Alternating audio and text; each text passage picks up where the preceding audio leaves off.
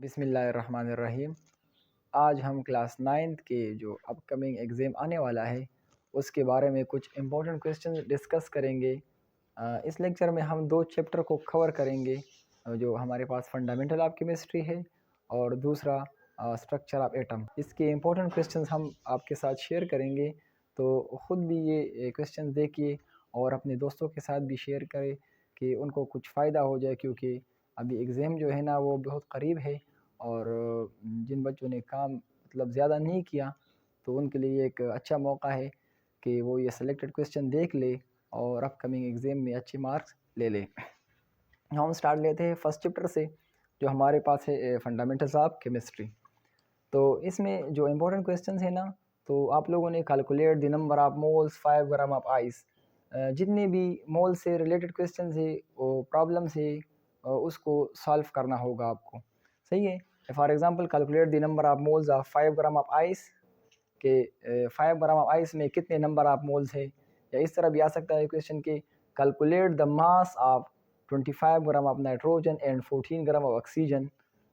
हम मास भी फाइंड कर सकते हैं कि आप लोगों को फार्मूला आना चाहिए कि फार्मूला कैसा है, तो इससे आप लोग मोल भी फाइंड कर सकते हैं और उससे आप लोग मास भी फाइंड कर सकते हैं।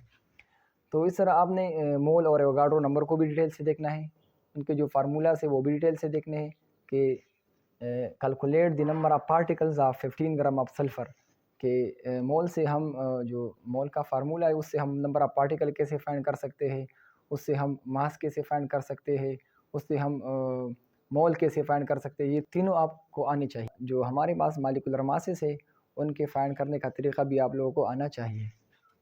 आइसोटोप्स दूसरा चैप्टर है आइसोटोप्स है, same chemical properties but different physical properties.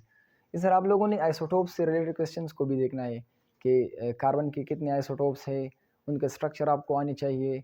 Hydrogen के कितने आइसोटोप्स है, यूरेनियम के कितने आइसोटोप्स है और उनके स्ट्रक्चर्स। और एक दूसरी बात कि आइसोटोप्स की केमिकल प्रॉपर्टीज़ क्यों एक जैसी होती है और फिजिकल प्रॉपर्टीज़ क्यों डिफरेंट होती है। अब हमारे पास दूसरा क्वेश्चन है कि main points of Niels Bohr atomic model. जो नील बोहर एटॉमिक मॉडल है उसके मेन पॉइंट्स क्या है और नील बोहर ने कौन सा एटम लिया था अपने एक्सपेरिमेंट के लिए। इसके साथ साथ रदरफोर्ड मॉडल के जो ड्रॉबैक्स है वो भी आप लोगों को आने चाहिए। दूसरा क्वेश्चन है, इस तरह आप लोगों को जो थर्ड चैप्टर में क्वेश्चन मैंने दिया यहाँ पे कि आप लोगों को आयनाइजेशन पोटेंशियल, इलेक्ट्रोनेगेटिविटी और इलेक्ट्रॉन एफिनिटी का जो पीरियोडिक टेबल में जो ट्रेंड्स है डाउन द ग्रुप और अक्रॉस द पीरियड, इसमें कौन सी चेंजेस आ रही है, ये आप लोगों को आनी चाहिए। अच्छा, एक और क्वेश्चन है कि shielding effect remain constant across the period.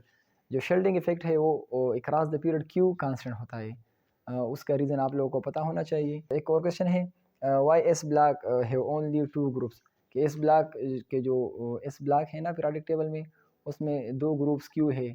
और इस तरह से ब्लॉक्स के मुतालिक और क्वेश्चन भी आ सकते हैं कि एस ब्लॉक को एस ब्लॉक क्यों कहते हैं, पी ब्लॉक को पी ब्लॉक क्यों कहते हैं, या डी एंड एफ ब्लॉक को ए ब्लॉक क्यों कहते हैं। इंशाल्लाह उम्मीद यही है कि इन्हीं क्वेश्चन से रिलेटेड ये क्वेश्चन आएंगे या इन्हीं से रिलेटेड और क्वेश्चन आएंगे, बिल्कुल इसी मेथड पर आएंगे इंशाल्लाह।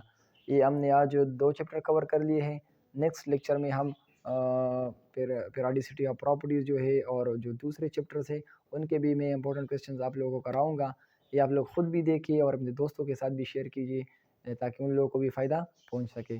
और इंशाल्लाह उम्मीद यही है कि इससे आप लोगों का तकरीबन 70 to 80% पेपर कवर हो जाएगा। जब हम ये सारे इंपॉर्टेंट क्वेश्चन इंशाल्लाह शेयर करेंगे ना, तो इससे आप लोगों का मैक्सिमम पेपर इंशाल्लाह कवर हो जाएगा। Thank you so much.